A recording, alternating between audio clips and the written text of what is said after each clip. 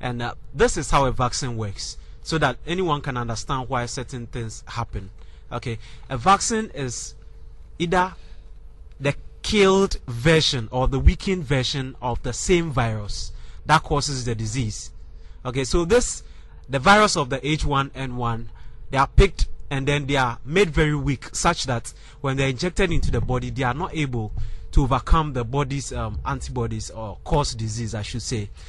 So it's just like the way dogs are trained.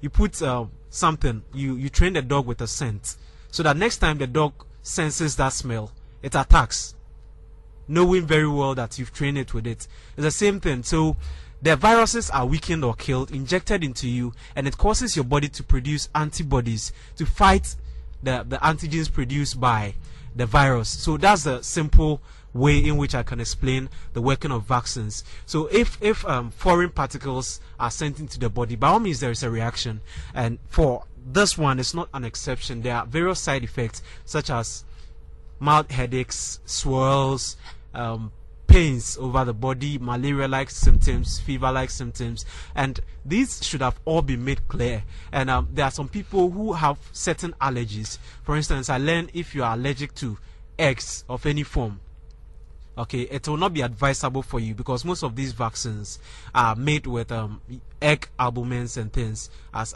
some of the formulating components. So if you are perhaps allergic to egg, then you might have a problem with the vaccine. So those are some of the things people should know, and I think people would do a lot of good by helping stop the circulation of false information. If you don't have anything to say, please don't say anything. Refer the people to qualified medical practitioners who have the training to talk about such issues. And I believe that medical doctors in Ghana care and are very concerned about our health as citizens. And so if there were anything wrong with it, they wouldn't go ahead and administer it ignorantly. So for me, that is a thing. I think our government should take the issue of educating and information dissemination very seriously. It's not so much about the vaccines, it's so much about a lack of information and a lot of twisted information placed out in the public domain.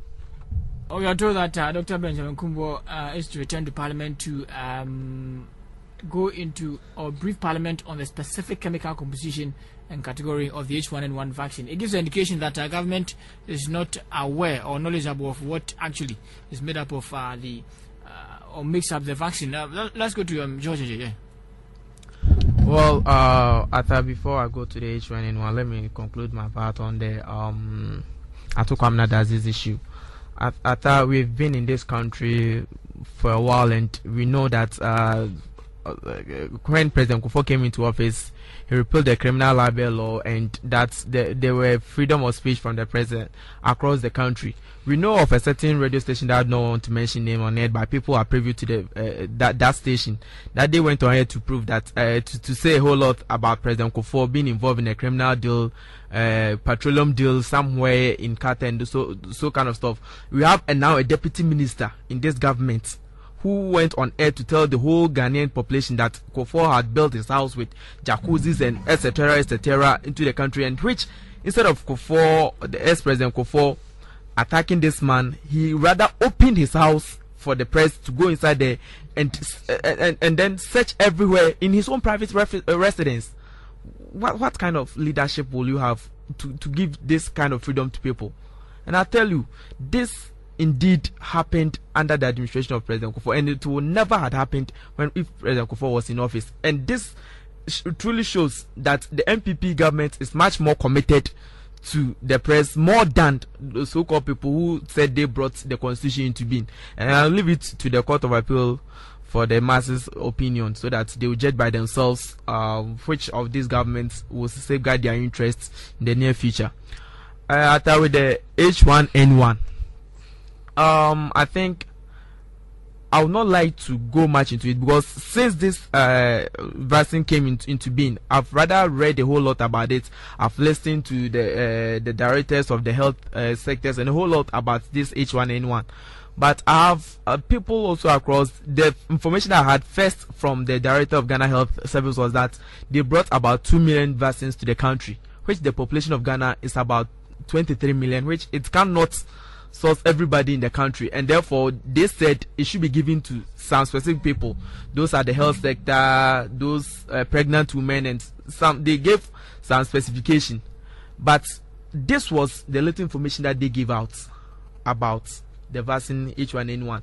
And if you could see the advert on telly, they just said something like this is a disease that's not caused by taking pork or this kind of stuff. Fever, if you see a symptom of fever, that come, and then they give you the vaccine. I thought this is not enough education on the health of the people. This is a disease that we had that started from the European country and started entering our country. Yes. One by one. And I had some secondary schools, about 3 secondary schools, that nearly most of the students were sent to the house because of this H1N1. And therefore, it's not just a simple disease that we should just brush it off and leave it into being like that. When the drugs were sent to the country, said 2 million, which was gave by WHO, right, to the country, and therefore it was only 2 million. What went into it? Did we research? Because one thing I've realized is that most of the drugs that have been sent to this part of our country are prepared for the people over there, irrespective. We shouldn't think that because it's a vaccine and then it's going to kill H1N1. We should also think about the conditions in Africa. That the same condition cannot be found in Europe. And therefore, when they are preparing their vaccines, normally they did it to suit their conditions. So were this prepared mainly for Africa, or that it was those ones that were prepared for the whole world that they brought parts to Africa? Because these are symptoms that we are finding in the country now. I've heard people complaining that so far that some people are having headache, fevers, and those kind of stuff, and there have not been any report of death. It's enough. What is enough? That should it's exactly as that new anti-malaria drug that was brought into the country. Now someone could take anticinate amodiaquine. Somebody could take it and dream as if somebody is chasing with a knife and those kind of stuff, weaken the person for about 2 or 3 days. And yes, somebody works with the ministries, and then you go for this vaccine, and for 3 days the person cannot work. Of what sense will we benefit from what is happening in the country? The person doesn't know that within the next 2-3 days the person will remain weak in bed, and therefore the person cannot turn up to work. What about those who work with the private institutions? They don't know about this. What would they tell their bosses and people over there?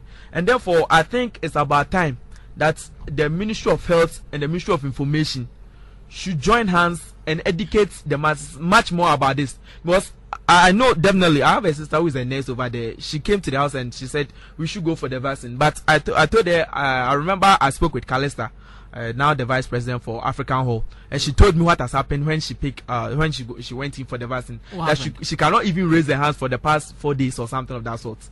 And I told her, if this is what is happening to people, and I told her I'm not going to take the vaccine. And serious, I'm not taking it. Also, until they come out to tell us what is because when Benjamin Kumbo went to Parliament, what you're saying is that our government of Ghana should have done enough research. Government of Ghana have not done enough research. The Ministry of Health have not done much good to the people of Ghana.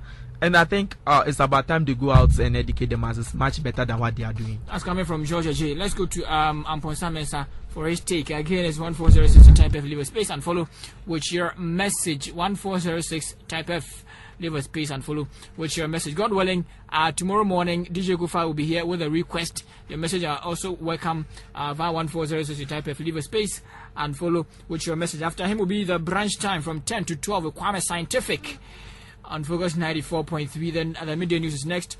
From between 12:15 and 2 would be Yvonne Setre with the cafeteria, after which you join the sports crew from 1 p.m. to 2 p.m. for the latest and the hottest in the world of sports on Sports Express. From between 3 and 6, the biggest drive time show in the whole of the Garden City on 94.3. It's called Highway 943 right here. Mita, DJ Kwame, Papa Say, DJ Tuga, and all the guys here for the very latest. After which you meet Bernard Boachi here and the rest of the crew from between 6 and 7 for the major news bulletin on Focus 943. Facts as they are. From between 7 and 9:30 will be your community watch on Focus 94.3. After me here will be Matters of the Heart with Kwame Safu to 7 minutes after 9. Amposa Mensah will take his pick on the H1N1, yeah?